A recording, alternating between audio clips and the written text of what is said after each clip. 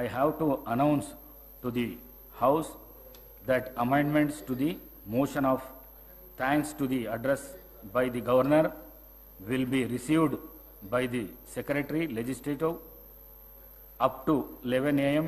today, the 9th February 2024. I am to announce to the House that seating allotments have been made to the honorable members in the House, and the members are requested to sit at their respective allotted seats.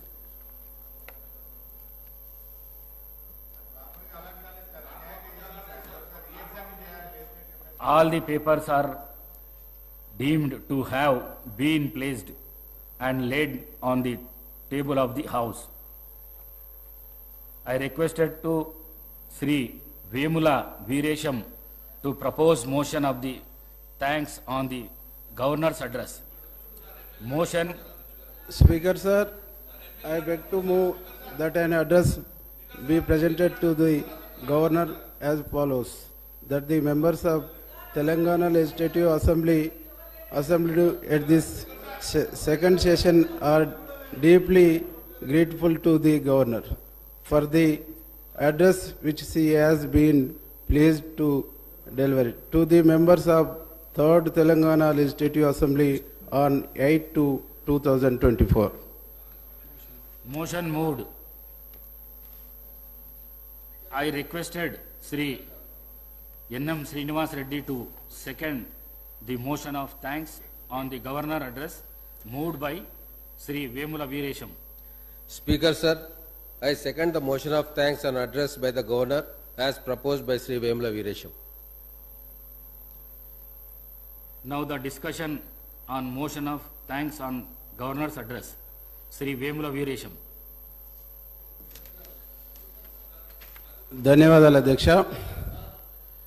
Governor గారి స్పీచ్కి ధన్యవాదాలు చెప్పేటువంటి అవకాశం ఇచ్చినందుకు మీ ద్వారా గౌరవ ముఖ్యమంత్రి గారికి, గౌరవ శాసనసభ వ్యవహారాల శాఖ మంత్రి శ్రీధర్ బాబు గారికి కృతజ్ఞత తెలియజేస్తూ, గవర్నర్ గారి మాటల్లోనే కాళోజీ గారు అన్నట్టుగా అధికారం ఉన్నదని అద్దుపద్దు లేక అన్యాయ మార్గాలను అర్జింప సూచన అచ్చి వచ్చే రోజులు అంతమైనాయి, అచ్చి వచ్చే రోజులు అంతమైనాయి అని చెప్పేసి, మీ దాంట్లోనే ఉన్నా మీరు చేసిన పాపాలని చెప్తా, మీ దాంట్లోనే ఉన్నా మీరు చేసిన పాపాలని చెప్తా. ఇంటి ఓపికందా, ఇనే ఓపికందా, ఇనే ఓపికందా? మనిషిగా చూడలేనటువంటి మిమ్మల్ని వదిలిపెట్టి ఆదరించే కాంగ్రెస్కి వచ్చినాను. అవమానించబడ్డ మీ కానించి ఆదరించే కాంగ్రెస్ పార్టీకి వచ్చిన అధ్యక్ష, నన్ను గెలకొద్దు, మిమ్మల్ని గెలికించుకోవద్దు అని చెప్పేసి ఈ సందర్భంగా తెలియజేస్తున్నా అధ్యక్ష. అధ్యక్ష, ఈరోజు కాళోజీ గారు మాటల్ని ఒకసారి గుర్తు చేస్తూ, తెలంగాణలో ప్రజాపాలన, తెలంగాణ ప్రజల ఆకాంక్షకు అనుగుణంగా ప్రభుత్వం ఏర్పడినటువంటి ప్రభుత్వం ఇక్కడ ప్రమాణ స్వీకారం చేస్తుండగానే ప్రగతి భవన్ ముళ్ళ కంచెలు బద్దలై తెలంగాణ వచ్చినాడు ప్రజలు ఎలాంటి స్వేచ్ఛతో ఉన్నారో ఇక్కడ కాంగ్రెస్ ప్రభుత్వం ఏర్పడి గౌరవనీయులు పెద్దలు ముఖ్యమంత్రి రేవంత్ రెడ్డి గారు మంత్రివర్గం ప్రమాణ స్వీకారం చేస్తున్నప్పుడు తెలంగాణ సమాజం అంతా స్వేచ్ఛా వాయుల్ని పీల్చుకుందని సగర్వంగా నేను తెలియజేస్తున్నా అధ్యక్ష. అధ్యక్ష, ముఖ్యమంత్రి రేవంత్ రెడ్డి గారి నాయకత్వంలో స్వేచ్ఛా వాయులు పీల్చుకుంటూ ప్రగతి భవన్ బద్దలు కొట్టిని ప్రజాపాలన శ్రీకారం చుట్టిందని సగర్వంగా ఈరోజు మనం మాట్లాడుకోవాల్సినటువంటి అవసరం ఉందని చెప్పేసి సందర్భంగా నేను గుర్తు చేస్తున్నా అధ్యక్ష. అధ్యక్ష, ప్రగతి భవన్ ఏ ప్రజల ఆకాంక్షల కోసం నిర్మించబడ్డదని చెప్పారో ఆ ప్రజలకు ప్రవేశం లేనటువంటి సందర్భంలో, ఆ ప్రజలకు ప్రవేశం కరువైనటువంటి పరిస్థితుల్లో తెలంగాణ సాయుధ పోరాటం నుంచి మొదలుకొని అనేక ఉద్యమాలు, అనేక పోరాటాలు ఏ దొరల దోపిడీలకు వ్యతిరేకంగానైతే సాగినాయో ఆ దొరల గడీలలాగా నిర్మించబడి ప్రజలకు దూరమైనటువంటి ప్రగతి భవనం కాంగ్రెస్ పార్టీ అధికారంలోకి రాగానే ఆ ప్రగతి భవన్ గోడలు బద్దలు కొట్టి ప్రజల సంక్షేమం కోసం జ్యోతిరావు పూలే భవన్గా మార్చి ప్రజలు ఏ సమస్య ఉన్నా ఏ అంశానైనా స్వేచ్ఛగా పోయి చెప్పుకునేటువంటి ఒక గొప్ప అవకాశాన్ని కాంగ్రెస్ పార్టీ అధికారంలోకి వచ్చినాక కల్పించిందని చెప్పేసి ఈ సందర్భంగా నేను గుర్తు చేస్తా ఉన్నాను అధ్యక్ష అనేక సందర్భాల్లో మాట్లాడుతుంటే చూసినాం. ఆ రోజు ప్రగతి భవను కంచె బద్దలవుతున్నప్పుడు ఇది మేమేసింది కాదు ఫలానా వాళ్ళు వేసిందని చెప్పారు. అంటే ఉమ్మడి ఆంధ్రప్రదేశ్ రాష్ట్రంలో అలాంటి వాతావరణం ఉన్నది కాబట్టే తెలంగాణ ప్రజలు కొట్లాడి తెచ్చుకున్నటువంటి ఏర్పాటు చేసుకున్నటువంటి తెలంగాణలో 10 సంవత్సరాల పాటు ఇంకా అదనపు కంచెనేసుకొని పరిపాలన కొనసాగించారు తప్ప ఎందుకు అది తీయాలనే ఆలోచన మీకు రాలేదు, ఎందుకు తొలగించాలనేటువంటి ఆలోచన మీకు రాలేదు, ఎందుకు ప్రజల సంక్షేమం కోసం ప్రజలకు స్వేచ్ఛాయుతమైనటువంటి వాతావరణాన్ని కల్పించాలనే ఆలోచన రాలేదు అని ఒక్కసారి ఆలోచన చేసుకోమని చెప్పేసి ఈ సందర్భంగా నేను గుర్తు చేస్తా ఉన్నా అధ్యక్ష అనేకం చెప్పారు అధ్యక్ష. రోజు చాలా అంశాలని మాట్లాడుతున్నారు అధ్యక్ష. ఈ ప్రభుత్వం ప్రజలు ఎన్నుకున్నటువంటి ప్రభుత్వం, ఈ ప్రభుత్వం ప్రజలు ఏర్పాటు చేసుకున్న ప్రజలు నిర్మించుకున్నటువంటి ప్రభుత్వం. ఈ ప్రభుత్వాన్ని 2 నెలల్లో పడగొడతాం, 6 నెలల్లో పడగొడతాం అధ్యక్ష. ఈ పడగొట్టడానికి కూలగొట్టడానికి ప్రభుత్వ బిల్డింగులు కాదు, ప్రభుత్వ భవనాలు కాదు, ప్రజల మనోభావాలు ప్రజల ఆకాంక్షతో ఏర్పడినటువంటి ప్రజల విశ్వాసాలతో ఏర్పడినటువంటి ప్రజల నమ్మకాలతో ఏర్పడినటువంటి ప్రజల 1000 కళ్ళతో ఆశతో ఎదురు చూస్తూ ఆ ప్రజల ఆశలు నెరవేర్చడం కోసం ఏర్పడినటువంటి ప్రభుత్వం అని చెప్పేసి చాలా గర్వంగా చెప్తున్నా అధ్యక్ష. ఇట్లాంటి మాటలు మాట్లాడుతుంటే ప్రజలు మేము ఊళ్ళలో పోతున్నప్పుడు చెప్తుండ్రు అధ్యక్ష. ఏమంటుండంటే దాదాపుగా 10 సంవత్సరాలుగా వీరు చేసినటువంటి దోపిడీ, వీరు చేసినటువంటి అక్రమాలు, వీరు చేసినటువంటి అన్యాయాలు, వీరు చేసినటువంటి మోసాలు, వీరు చేసినటువంటి అనేక అవకతవకలు ఒక్కొక్కటిగా బయటకు వస్తుంది, ఒక్కొక్కటిగా బయటపడుతుంది. కాబట్టి ప్రజలను మైండ్ని డైవర్ట్ చేయడం కోసం, ప్రజలను తప్పుదారి పట్టించడం కోసం, ప్రజల యొక్క దృష్టిని మళ్లించడం కోసం మాత్రమే ఈ పదాలు వాడుతుర్రు, ఈ పదాలు మాట్లాడుతుర్రు అని చెప్పేసి ప్రజలు చాలా స్పష్టంగా అర్థం చేసుకుంటారు, అర్థమవుతుందని చెప్పేసి ఈ సందర్భంగా మీకు గుర్తు చేస్తా ఉన్నా అధ్యక్ష. ఒక్క విషయం ఈ సందర్భంగా మేము గుర్తు చేస్తా ఉన్నా అధ్యక్ష. ఈరోజు తెలంగాణ వచ్చిన తర్వాత తొలి ముఖ్యమంత్రి దళితుడే అన్నారు. ఉప ముఖ్యమంత్రి రాజయ్యను చేసి రాజయ్యను తొలగించి దళిత జాతిని ఘోరంగా అవమానించినటువంటి ప్రభుత్వం గత ప్రభుత్వం అని చెప్పేసి నేను చెప్తా ఉన్నా అధ్యక్ష. రాజయ్యను ఎందుకు తొలగించారు, ఏ కారణం చేత తీసేసారు, ఏ కారణం చేత పక్కకు పెట్టారు అనేది ఈనాటికి ఆన్సర్ లేనటువంటి ఒక సందర్భంలో ఈరోజు దళిత జాతి అంతా తీవ్రమైనటువంటి నిరసనతో, తీవ్రమైనటువంటి ఆవేదనతో ఉన్నది. కాబట్టి ఆ సామాజిక వర్గం మా ప్రభుత్వానికి, మా కాంగ్రెస్ పార్టీకి మద్దతు ఇచ్చిందని చెప్పేసి సగర్వంగా ఇవ్వాలని నేను చెప్పుకుంటున్నా అధ్యక్ష. అదే తెలంగాణలో కాంగ్రెస్ ప్రభుత్వం అధికారంలోకి రాగానే ఒక దళితుడైనటువంటి మా బట్టి విక్రమార్కన్నను డిప్యూటీ సీఎం చేసి సగర్వంగా అదే ప్రగతి భవన్లో కూర్చోబెట్టి తన ఉందాతనాన్ని చాటుకున్నటువంటి ముఖ్యమంత్రి మా ముఖ్యమంత్రి అని చెప్పేసి చాలా గర్వంగా చెప్తున్నా అధ్యక్ష. ఈరోజు దళితులను ఉద్ధరిస్తున్నాం, దళితులను అభ్యున్నతి ప్రభుత్వం తోడ్పడుతుందని చెప్పేసి గత 10 ఏళ్ళుగా చెప్పారు అధ్యక్ష. ఏం చేసిరు అధ్యక్ష? దళితులకు సబ్ ప్లాన్ అన్నారు, సబ్ ప్లాన్ బాగలేదని చెప్పేసి సబ్ ప్లాన్ తీసేసి రకరకాల పేర్లు పెట్టారు. కానీ అధ్యక్ష నేను ఒక విషయాన్ని ఈ సందర్భంగా మీ ద్వారా సభ దృష్టికి తీసుకొస్తున్నా అధ్యక్ష. గతంలో కాంగ్రెస్ పార్టీ ప్రభుత్వం ఉన్నప్పుడు ఆనాడు Rajasekhara Reddy SC ST sub plan తీసుకొచ్చి అనేక సంక్షేమ కార్యక్రమాలు చేపట్టిండ్రు. ప్రతి గ్రామంలో ప్రతి సంవత్సరము ఎస్సీలకు ఎస్సీ కార్పొరేషన్ లోన్లు వచ్చాయి, బీసీలకు బీసీ కార్పొరేషన్ లోన్లు వచ్చాయి, ఎస్టీలకు ఎస్టీ కార్పొరేషన్ లోన్లు వచ్చాయి. ఒక్కొక్క గ్రామానికి పెద్ద గ్రామం అయితే 10 యూనిట్లు, 15 యూనిట్లు, 20 యూనిట్లు వచ్చేది. బీసీలకు కూడా 10 యూనిట్లు, 15 యూనిట్లు, 20 యూనిట్లు వచ్చేసేది. అట్లాగే వీటితో పాటు ఇండస్ట్రియల్ లోన్స్ కూడా ఎస్సీలకు ఉండేది.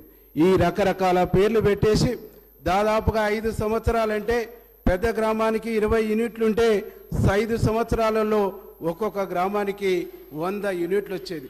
10 సంవత్సరాల కాలంలో ఒక్క విలేజ్కి 200 యూనిట్లు గతంలో వచ్చినటువంటి ఒక పరిస్థితి మనం చూసినాం. ఆ యూనిట్లలో 10 లక్షలు, 8 లక్షలు, 9 లక్షలు, 5 లక్షలు, ₹1,00,000 వరకు కూడా యూనిట్స్ ఉండేవి. ఇవన్నిటి కూడా తీసేసారు, ఇవన్నిటి కూడా బొందబెట్టేసారు, ఇవన్నిటి కూడా ఖతం చేసేసి దళిత బంధు అనే ఒక ముద్దు పేరు పెట్టేసి కొంతమందికి ఇచ్చేసి ఆ ఇచ్చిన దాంట్లో కూడా రకరకాల అవినీతి, అది నేను చెప్పిన మాట కాదు, అప్పటి ముఖ్యమంత్రి అవినీతి గురించి బయటపెట్టినటువంటి ఒక విషయాన్ని ఈ సందర్భంగా గుర్తు చేస్తున్నారు. అట్లా ఈ విధంగా దళిత జాతిని మోసం చేయడంతో పాటు అనేక రంగాల్ని బీసీలను కూడా మోసం చేశారు. బీసీ కార్పొరేషన్ లోన్లు పోయినాయి, బీసీ ఇండస్ట్రియల్ లోన్స్ పోయినాయి.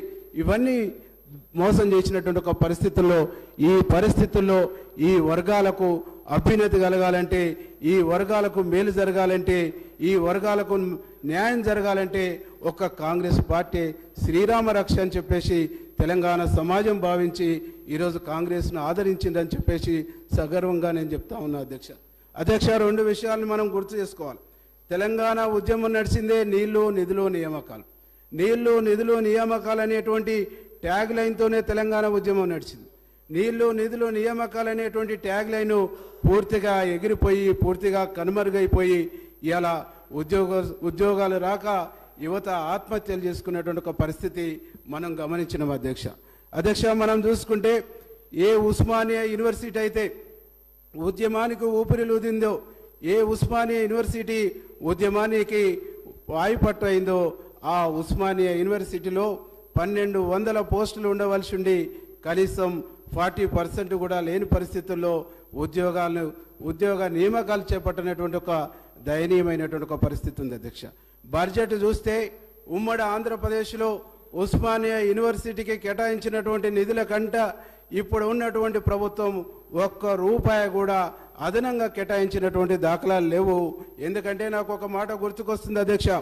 ఆనాడు మనధర్మశాస్త్రంలో నేను ఎక్కడో చదువుకున్నా, కింది వర్గాలు చదువుకోవద్దు, కింది వర్గాలు చదువులకు దూరంగా ఉండాలని చెప్పేసి నేను ఎక్కడో చూసిన అధ్యక్ష. అదే మాకు ఈరోజు అర్థమవుతుంది అధ్యక్ష. తెచ్చుకున్న 10 సంవత్సరాల ప్రభుత్వంలో వచ్చిన తెలంగాణలో వచ్చినటువంటి ప్రభుత్వంలో 10 సంవత్సరాలుగా ఎస్సీ, ఎస్టీ, బీసీలు చదువుకుంటున్నటువంటి కళాశాలల్ని, యూనివర్సిటీల్ని నిర్వీర్యం చేసిరు, వీరిని చదువుకు దూరం చేసిరు అనేటువంటి విషయాన్ని ఈ సందర్భంగా నేను గుర్తు చేస్తున్నా అధ్యక్ష. ఇది దుర్మార్గం కాదా, ఇది మోసం కాదా, ఇది దగా కాదా అని చెప్పేసి ఈ సందర్భంగా నేను గుర్తు చేస్తా ఉన్నది అధ్యక్ష. ఇవన్నీ కూడా నేను మాట్లాడుతున్నటువంటి మాటలు కాదు అధ్యక్ష, ఇవన్నీ కూడా పేపర్లలో వచ్చినాయి అధ్యక్ష. ఇవన్నీ కూడా సమాజం చూసింది అధ్యక్ష, సమాజం మాట్లాడుతుంది అధ్యక్ష. అభివృద్ధి అభివృద్ధి అభివృద్ధి అని చెప్పేసి అంటారు అధ్యక్ష. సంక్షేమం అంటున్నారు అధ్యక్ష. సంక్షేమం సంక్షేమం అని చెప్పేసి పదే మాట్లాడుతున్నారు అధ్యక్ష. సంక్షేమానికి మేమే ఉదాహరణ, సంక్షేమానికి మేమే పెద్దపీట, సంక్షేమం అంటేనే మేమంటేనే సంక్షేమం అని చెప్పేసి మాట్లాడుతున్నారు అధ్యక్ష. నిజంగా మీ సంక్షేమాన్ని ప్రజలు విశ్వసిస్తే, మీ సంక్షేమాన్ని ప్రజలు నమ్మితే, మీరు చేస్తున్నటువంటి సంక్షేమాన్ని ప్రజలు 100% గుర్తిస్తే ఎందుకు ఖమ్మంలో 1 సీటుకు పరిమితమయ్యారు, ఎందుకు నల్గొండలో 1 సీటుకు పరిమితమయ్యారు, ఎందుకు వరంగల్లో 1 సీటుకు 2 సీట్లకు పరిమితమయ్యారు, ఎందుకు మహబూబ్నగర్లో 1-2 సీట్లకు పరిమితమయ్యారు, ఎందుకు మిమ్మల్ని ప్రజలు విశ్వసించలేదు? ఇప్పటికైనా గుణపాఠం తీసుకోండి, ఇప్పటికైనా గుణపాఠం తీసుకోండి, అహంకారాన్ని తగ్గించుకొని రియలైజ్ కండి, ప్రజలు క్షమిస్తారని చెప్పేసి ఈ సందర్భంగా నేను గుర్తు చేస్తా ఉన్నా అధ్యక్ష. 2 విషయాలు మా ముఖ్యమంత్రి గారిని పట్టుకొని అనేక సందర్భాల్లో నోటికి వచ్చినట్టు మాట్లాడుతుంటారు అధ్యక్ష. అనేక సందర్భాల్లో భాషా పండితులు వాళ్ళు అయినట్టు, యువతలోళ్ళు భాష మార్చుకోవాలన్నట్టు, యువతలోళ్ళు మాట్లాడుతుందే తప్పు, అవతలోళ్ళు మాట్లాడుతుందే సత్యం అన్నట్టు మాట్లాడుతారు అధ్యక్ష. ఈరోజు వారి భాష చెప్పుకుంటూ పోతే, వారి భాషను మీకు ప్రస్తావిస్తే, వారి భాషను ఇక్కడ మీ ముందు పెడితే చరిత్ర మనల్ని క్షమించదని చెప్తా ఉంటా అధ్యక్ష. నేను ఒక సందర్భంలో మా ముఖ్యమంత్రి గారికి మా శ్రీధర్ బాబుని అడిగితే, వారి భాషను మనం అందులో చదవద్దు, వారు చేస్తున్నటువంటి తప్పు మనం చేయొద్దని చెప్పేసి మాకు వారు సూచనలు ఇస్తుంటారు అధ్యక్ష. నిజంగా ముఖ్యమంత్రిని పట్టుకొని ఒక మాజీ శాసనసభ్యుడు, ఒక మాజీ ఎంపీ చెప్పు చూపిస్తూ మాట్లాడటం అంటే ఎంత దుర్మార్గం అధ్యక్ష. ఆనాడు ఉద్యమ నాయకుడిగా మా ముఖ్యమంత్రి రేవంత్ రెడ్డి గారు ప్రగతి భవన్ బద్దలు కొడతాం, ఆ ప్రగతి భవన్ ప్రజా సంక్షేమ భవన్గా మారుస్తామంటేనే అదేదో తప్పైనట్టు, అదేదో నేరమైనట్టు, దమ్ముందా ఇదా అదా అని చెప్పేసి మాట్లాడారు అధ్యక్ష. ఈరోజు వాళ్ళు మాట్లాడుతుంది ఏంది అధ్యక్ష? వాళ్ళు మాట్లాడుతున్నటువంటి భాష ఏంది అధ్యక్ష? అందుకనే మీ ద్వారా ఇక్కడ ఈ సభ ద్వారా మీ దృష్టికి తీసుకొస్తున్న అధ్యక్ష, ఈ భాష మీద మాట్లాడుతున్నటువంటి మాటల మీద ఏదన్నా ఒక రెవల్యూషనరీ తీసుకొచ్చి ఏదన్నా ఒక చట్టం చేయాలని చెప్పేసి కూడా మీకు ఈ సందర్భంగా గుర్తు చేస్తా ఉన్నా అధ్యక్ష. అధ్యక్ష ఈరోజు ఏర్పడినటువంటి ప్రభుత్వం యొక్క ఆకాంక్ష కూడా ఒకటే అధ్యక్ష. ఈ ప్రభుత్వం దళిత పక్షపాతి ప్రభుత్వం, ఈ ప్రభుత్వం గిరిజన పక్షపాత ప్రభుత్వం, ఈ ప్రభుత్వం మైనార్టీ పక్షపాత ప్రభుత్వం. గత ప్రభుత్వం మైనార్టీ వ్యతిరేకమైనటువంటి ప్రభుత్వం, దళిత వ్యతిరేకమైనటువంటి ప్రభుత్వం, గిరిజన వ్యతిరేకమైనటువంటి ప్రభుత్వం, అనేక వర్గాల అనేక రంగాల విధ్వంసం చేసినటువంటి ప్రభుత్వం అని చెప్పేసి సగర్వంగా నేను చెప్తా ఉన్నా అధ్యక్ష. దానికి ఉదాహరణ ఈరోజు మీకు చెప్తున్నా అధ్యక్ష, ముస్లిం వ్యతిరేకమైనటువంటి ప్రభుత్వం అనడానికి ముస్లిం రిజర్వేషన్లు 12% అన్నారు, ఇవ్వలేదు అధ్యక్ష. అట్లాగే గిరిజన వ్యతిరేక ప్రభుత్వం అయినందుకు దానికి సంబంధించినటువంటి కూడా ఆధారాలు అధ్యక్ష. అందుకనే అధ్యక్ష ఈరోజు ఈ రాష్ట్ర ప్రజలు కోరుకుంటుంది ఒకటే అధ్యక్ష, ఈ రాష్ట్రం అభివృద్ధి పదంలో పోవాలి, ఈ రాష్ట్రం సంక్షేమ పదంలో పోవాలి, ఈ రాష్ట్రం అన్ని రంగాల్లో అభివృద్ధి కావాలని చెప్పేసి ప్రజలు కోరుకున్నారు అధ్యక్ష. ఆ కోరికతోనే ఈ రాష్ట్రంలో కాంగ్రెస్ పార్టీ అయితేనే అవి చేయగలుగుద్ది, గౌరవ ముఖ్యమంత్రి రేవంత్ రెడ్డి గారు అయితేనే అవి సాధ్యమవుతుందని చెప్పేసి ప్రజలు ఆదరించనని చెప్పేసి ఈ సందర్భంగా నేను గుర్తు అధ్యక్ష. తెలంగాణ రాష్ట్రం తెచ్చుకుంది ఆత్మగౌరవం, స్వేచ్ఛ అనేటువంటి అంశం మీద తీసుకొచ్చుకున్నాం అధ్యక్ష. తెలంగాణలో ఆనాడు ఉమ్మడి ఆంధ్రప్రదేశ్లో తెలంగాణ ఉద్యమం నడుస్తున్నప్పుడు అనేక సందర్భాల్లో మనం మాట్లాడినాం. తెలంగాణలో స్వేచ్ఛ లేదు, తెలంగాణలో ప్రజాస్వామ్యం లేదు, తెలంగాణలో నిర్బంధం ఉంది, తెలంగాణలో దుర్మార్గం ఉందని చెప్పేసి మాట్లాడినాం అధ్యక్ష. గడిచిన 10 సంవత్సరాల్లో తెలంగాణలో మాట్లాడే స్వేచ్ఛను, భావ స్వేచ్ఛను హరించింది అధ్యక్ష. తెలంగాణలో సభ పెట్టుకునే హక్కు లేదు, తెలంగాణలో మాట్లాడే హక్కు లేదు, తెలంగాణ తన నచ్చినటువంటి అభిప్రాయాన్ని చెప్పుకునేటువంటి ఒక స్వేచ్ఛ లేకుండా ఒక నియంతృత్వాన్ని, ఒక అప్రకటిత ఎమర్జెన్సీని కొనసాగించారని చెప్పేసి ఈ సందర్భంగా మీకు గుర్తు చేస్తా ఉన్నా అధ్యక్ష. ఈరోజు తెలంగాణలో కాంగ్రెస్ ప్రభుత్వం వచ్చిన తర్వాత అవన్నీ కూడా ఒక్క దెబ్బతోనే ఎగిరిపోయినాయి. ప్రజలకు ఒక స్వేచ్ఛ వచ్చింది. ఎవరైనా ముఖ్యమంత్రిని కలుస్తున్నారు, ఎవరైనా మంత్రులను కలుస్తున్నారు, ఎవరైనా తనకు నచ్చినటువంటి అభిప్రాయాలను చెప్పుకునేటువంటి వేదికలు ఏర్పాటు చేసుకుంటారు, సభలు ఏర్పాటు చేసుకుంటారు అనేటువంటి ఒక విషయాన్ని ఈ సందర్భంగా గుర్తు చేస్తున్నది అధ్యక్ష. తెలంగాణ సమాజం కోరుకుంది ఇది, తెలంగాణ సమాజం ఆశించింది ఇది, తెలంగాణ సమాజం ఇష్టపడ్డది కూడా ఇట్లాంటి తెలంగాణ కావాలని. అట్లాంటి తెలంగాణని ఈరోజు కాంగ్రెస్ పార్టీ వచ్చింది కాబట్టి సాధ్యమైందని చెప్పేసి ఈ సందర్భంగా మీకు గుర్తు చేస్తా ఉన్నా అధ్యక్ష. 2 విషయాల్ని ఈ సందర్భంగా మీ దృష్టికి తీసుకొస్తున్నా. ఈరోజు రాష్ట్రంలో కాంగ్రెస్ ప్రభుత్వం వచ్చిన తర్వాత ఆ 100 రోజుల్లో 6 గ్యారంటీ స్కీముల్ని అమలు చేస్తామని చెప్పినాం. 48 గంటల్లోనే 2 స్కీముల్ని అమలు చేసి మరో 2 స్కీముల్ని అమలు చేసి మరి మిగతా స్కీముల కోసం దరఖాస్తులు కూడా స్వీకరించేటువంటి కార్యక్రమాన్ని ఏర్పాటు చేసి దరఖాస్తులు కూడా స్వీకరిస్తున్నటువంటి క్రమంలో అప్పుడే 6 గ్యారంటీలను ఎప్పుడు అమలు చేస్తారు, ఎప్పుడు ఇస్తారు అనేటువంటి పదాలని పదే వాడతారు. అంటే 100 రోజులు అంటే 3 నెలల 10 రోజులు అవుతుంది. ఇప్పుడు 2 నెలలు అయింది, ఇంకా 40 రోజులు ఉంది. అప్పుడే ఆరాటపడుతున్నటువంటి ఒక పరిస్థితి చూస్తుంది, అప్పుడే తొందరపడుతున్నటువంటి పరిస్థితి ఉంది. ఎందుకు ఆరాటపడుతురు, ఎందుకు తొందరపడుతురు? మీరే కదా గతంలో 2018 ఎన్నికల మేనిఫెస్టోలో చెప్పారు. ఏం చెప్పారు? నిరుద్యోగ వృత్తి ఇస్తామని చెప్పారు. వారికి సంబంధించినటువంటి మేనిఫెస్టో ఇక్కడే ఉంది అధ్యక్ష. నిరుద్యోగ వృత్తి ఇస్తానన్నారు. 5 సంవత్సరాల కాలం గడిచింది. ఈరోజు ప్రతిపక్షంలో కూర్చోరు. మీరు ఇచ్చిరా నిరుద్యోగ వృత్తి? ఇచ్చిరా 3 ఎకరాల భూమి? ఇచ్చిరా డబుల్ బెడ్రూమ్ ఇండ్లు? ఇచ్చిరా? ఏమిచ్చారు? ఓపిక ఉండాలి.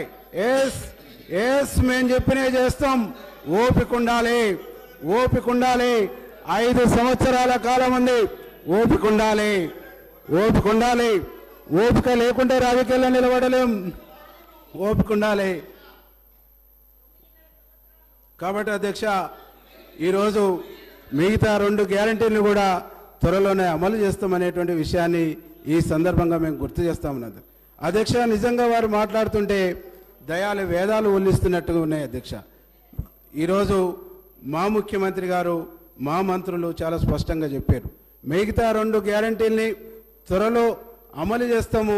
ఆ అమలు కార్యక్రమం సందర్భంగా ప్రియాంక గాంధీని పిలుస్తామంటే ఒక పెద్ద మనిషి ఏమంటుంది అధ్యక్ష, నల్ల బెలూన్లు ఎగిరేస్తాం, ఎట్లా పిలుస్తారు, ఎట్లా చేస్తారు అన్నట్టు. అంటే తెలంగాణ ఇచ్చినటువంటి కాంగ్రెస్ పార్టీ, తెలంగాణ ఇచ్చినటువంటి సోనియా గాంధీ గారు వారి కుటుంబాన్ని, వారి కుటుంబం పట్ల కాలు మొక్కినప్పుడు లేని వ్యతిరేకత, దండం పెట్టినప్పుడు లేని వ్యతిరేకత, ప్రోగ్రాంకి వస్తారంటేనే ఎందుకు అధ్యక్ష అంత భయం? వారి ఫేస్ ఈ తెలంగాణ ప్రజలకు కనిపిస్తే రేపు పార్లమెంట్ ఎన్నికల్లో వాళ్ళు 0 అవుతారనే భయం తప్ప ఇంకోటి లేదు అని చెప్పేసి ఈ సందర్భంగా నేను గుర్తు చేస్తా ఉన్నా అధ్యక్ష. అధ్యక్ష, ఈరోజు ఈ రాష్ట్రంలో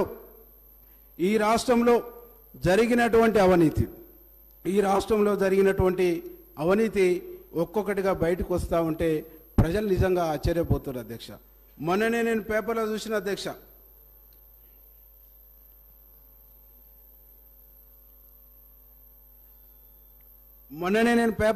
అధ్యక్ష, దాదాపు మిషన్ భగీరథలో 1000 కోట్ల రూపాయల అవినీతి అని చెప్పేసి. అధ్యక్ష, ఇవాళ మిషన్ భగీరథ చాలా ప్రతిష్టాత్మకమైనటువంటి కార్యక్రమం, చాలా గొప్ప కార్యక్రమం అని చెప్పారు అధ్యక్ష. దాదాపు నా నియోజకవర్గంలో 126 గ్రామాలు ఉంటే మెజార్టీ గ్రామాలలో మిషన్ భగీరథ నీళ్లు వస్తలేవనేటువంటిది ఈ సందర్భంగా గుర్తు. నా ఒక్క నియోజకవర్గం కాదు అధ్యక్ష, అన్ని నియోజకవర్గాలలో ఇదే పరిస్థితి ఉంది అధ్యక్ష. గతంలో ఇంటింటికి నల్లాలు లేనప్పుడు, ప్రతి వార్డుకు 1-2 నల్లాలు ఉన్నప్పుడు అద్భుతంగా నీళ్ళు వచ్చేటువంటి పరిస్థితి ఉండే, ఎలాంటి ఇబ్బంది లేకుంటుండే. ఈరోజు నీళ్లు రాక నానా అవస్థలు పడుతుండే అధ్యక్ష. ఈ మిషన్ భగీరథ కార్యక్రమం వచ్చిన తర్వాత ఎక్కడన్నా నీటి ఇక్కటుంటే కనీసం బోరేసుకునేటువంటి అవకాశం కూడా లేకుండా, దానికి ఏ నిధులు పెట్టకుండా వృధా కావద్దనేటువంటి పేరుతోని జీవోలు, చట్టాలు తీసుకొచ్చేసి ఈరోజు గ్రామాలు నీళ్లతో ఇబ్బంది పడుతుంటే ఏ నిధులు పెట్టేసి ఆ నీటి కోసం తీర్చేటువంటి పరిస్థితి లేని దయనీయమైనటువంటి పరిస్థితిని తీసుకొచ్చారని చెప్పేసి ఈ సందర్భంగా నేను గుర్తు చేస్తా ఉన్నా అధ్యక్ష. ఇక ఇరిగేషన్ ప్రాజెక్టుల దృష్టికి వస్తే అనేక ప్రాజెక్టులు కట్టినాం. కోట్లాది ఎకరాల భూమిని తెలంగాణను అప్పుడే లక్షలాది ఎకరాల, కోటి ఎకరాల మాగాని చేసినాం. అత్యధిక పంట, అత్యధిక దిగుబడి వస్తుందని చెప్పేసి చెప్తున్నది అధ్యక్ష. మా నల్గొండ జిల్లాలో నా నియోజకవర్గానికి సంబంధించి తెలంగాణ రాష్ట్రం ఏర్పడి గడిచిన 10 సంవత్సరాలలో మూసి మురికి నీళ్లు తప్ప సొక్క నీళ్లు, గోదావరి నీళ్లు కానీ, కృష్ణా నీళ్లు కానీ, సొక్క నీళ్లు ఇంచు భూమికి వచ్చినటువంటి దాఖలాలు లేవని చెప్పేసి ఈ సందర్భంగా నీకు తెలియజేస్తా ఉన్నది అధ్యక్ష. ఈ విధంగా చెప్పుకుంటూ పోతే మా నల్గొండ జిల్లాలో ఏ ప్రాజెక్టు పూర్తి కాలే. గడిచినటువంటి రాజశేఖర రెడ్డి గారి ప్రభుత్వంలో ప్రారంభమైనటువంటి ప్రాజెక్టులు కూడా ఒక్కటి కూడా పూర్తి చేసినటువంటి దాఖలాలు లేవు. ఇట్లా నీటి రంగంలో కూడా ఘోరంగా, దుర్మార్గంగా మోసం చేశారు. దక్షిణ తెలంగాణనైతే పూర్తిగా ఎడారి చేశారు. దక్షిణ తెలంగాణ పైన వివక్షత చూపిననేటువంటిది ఈ సందర్భంగా నేను గుర్తు చేస్తా ఉన్నా అధ్యక్ష. ఎందుకంటే అధ్యక్ష, ఈరోజు కనీసం మా గ్రామాలలో వ్యవసాయానికి సంబంధించి నాట్లు వేసుకున్నటువంటి భూములు ఎండిపోతున్నాయి అధ్యక్ష. నాగార్జున సాగర్లో ఎన్నికల ముందు నీళ్లను వదిలి అడావుడి చేసి, అప్పటికే నాగార్జున సాగర్లో నీటి లభ్యత లేదు. నాగార్జున సాగర్లో కనీసం డ్రింకింగ్ వాటరు జూన్లో వర్షాలు రాకుంటే డ్రింకింగ్ వాటరు 20 టీఎంసీలే మన వాటా ఉంది. జూన్లో వర్షాలు రాకుంటే కనీసం తాగటానికి నీళ్ళు ఇయ్యలేమనేటువంటి ఒక పరిస్థితి ఉండి తెలిసి కూడా ఆ విధమైనటువంటి 2-3 టీఎంసీల నీళ్లను వేస్ట్ చేసి ఈరోజు నల్గొండ జిల్లా ప్రజల్ని ఘోరంగా మోసం చేశారు. కాబట్టి మొన్న ఎన్నికల్లో 11కు 11 బుద్ధి చెప్పారు అనేటువంటి ఒక విషయాన్ని కూడా ఈ సందర్భంగా మీకు తెలియజేస్తున్నా అధ్యక్ష. ఈరోజు 1 కాదు 2 కాదు, ఈరోజు గొప్పగా చెప్పుకుంటున్నప్పటికీ ఎస్సీ ఎస్టీ సంబంధించినటువంటి కమిషన్లు ఉన్నాయి అధ్యక్ష. ఎస్సీ ఎస్టీ కమిషన్లు దాదాపు 3 సంవత్సరాల నుంచి నింపనటువంటి పరిస్థితి, 3 సంవత్సరాలు ఖాళీగా ఉన్నటువంటి పరిస్థితిని చాలా స్పష్టంగా మీ దృష్టికి తీసుకొస్తున్నాను అధ్యక్ష. ఎవరికైనా పేదవాడికి అన్యాయం అయితే హెచ్ఆర్సీకి పోతారు అధ్యక్ష. ఈ హెచ్ఆర్సీ జడ్జినో రిటైర్డ్ జడ్జినో ఇద్దరు సభ్యులతో నియమిస్తారు అధ్యక్ష. గడిచినటువంటి ప్రభుత్వంలో మూడు సంవత్సరాల పాటు హెచ్ఆర్సీ కూడా నియమించలేనటువంటి ఒక దయనీయమైనటువంటి పరిస్థితి గతంలో మనం చూసినాం అధ్యక్ష. అట్లా ఒక్కటి కాదు రెండు కాదు, ప్రతి రంగాన్ని ప్రతి అంశాన్ని ఘోరంగా మోసం చేసి ఘోరంగా దగా చేసి ఒక దుర్మార్గమైనటువంటి ఒక నికృష్టమైనటువంటి ఒక ఏకస్వామ్యాన్ని కొనసాగించారు తప్ప ప్రజాస్వామ్యాన్ని బొందబెట్టిరని చెప్పేసి ఈ సందర్భంగా మీకు గుర్తు చేస్తా ఉన్నది. అంటే అధ్యక్ష ఇవాళ విద్యా వైద్యాన్ని పూర్తిగా కుంభనిద్రలోకి నెట్టేసిరు అధ్యక్ష. వైద్య రంగాన్ని పూర్తిగా ధ్వంసం చేసినటువంటి ఒక పరిస్థితిని మనం చూస్తా ఉన్నాం అధ్యక్ష. కరోనా లాంటి ఒక భయంకరమైనటువంటి పరిస్థితి వస్తే కరోనాలో లక్షల రూపాయలు ఖర్చు పెట్టేసి శవాలు తెచ్చుకోరు తప్ప పేదవాడికి ఈ ప్రభుత్వం నుంచి అందినటువంటి సాయం వైద్యపరంగా జీరో అని చెప్పేసి ఈ సందర్భంగా నేను తెలియజేస్తున్నాను అధ్యక్ష. నేను వింటున్న అధ్యక్ష, పక్క రాష్ట్రాలలో ఆరోగ్యశ్రీలో కరోనాను చేర్చి అక్కడ ఉన్నటువంటి పేదవాళ్ళను ఆదుకున్నటువంటి కొన్ని ప్రభుత్వాలు కూడా ఉన్నాయి అధ్యక్ష. కానీ ఈ ప్రభుత్వాన్ని అప్పుడు ప్రతిపక్ష నాయకులు ఉన్నటువంటి మా రేవంత్ రెడ్డి గారు కానీ అట్లాగే ఉత్తమ్ కుమార్ రెడ్డి మా బట్టెన్న ఆరోగ్యశ్రీలో చేర్చండి అని చెప్పితే కూడా చేర్చనటువంటి ఒక పరిస్థితి మనం చూసినాం అధ్యక్ష. ఈరోజు మనం వైద్య రంగానికి సంబంధించి ఇక్కడ బిల్డింగు అక్కడ బిల్డింగు 1000 పడకల హాస్పిటల్ 100 పడకల హాస్పిటల్ అని చెప్పేస్తే ఈరోజు అందులో నియామకాలు లేకుండా డాక్టర్లను నియమించకుండా స్టాఫ్ నియమించకుండా ఎట్లా వైద్యం జరుగుతుందో ఒక ఆలోచన చేయవలసినటువంటి అవసరం ఉంది అధ్యక్ష. ఈరోజు ఇట్లా చెప్పుకుంటూ పోతే ఒక్క రంగం కాదు అధ్యక్ష, అన్ని రంగాల్ని అన్ని విధాలుగా ధ్వంసం చేసినటువంటి ఒక పరిస్థితి అధ్యక్ష. ఈరోజు అదొక భాగం అయితే ఈరోజు ఉద్యమంలో పాల్గొన్నటువంటి వాళ్ళు ఉద్యమకారుల్ని అనేక రకాలుగా వేధించినటువంటి పరిస్థితి, అనేక రకాలుగా ఇబ్బంది పెట్టినటువంటి ఎవరి మీద గౌరవం లేదు అధ్యక్ష. తెలంగాణ ఉద్యమం అంటే ఇక్కడ సబ్బండ వర్గాలు సబ్బండ కులాలు సబ్బండ వేదికలు పనిచేసినటువంటి ఒక పరిస్థితి ఉంది అధ్యక్ష.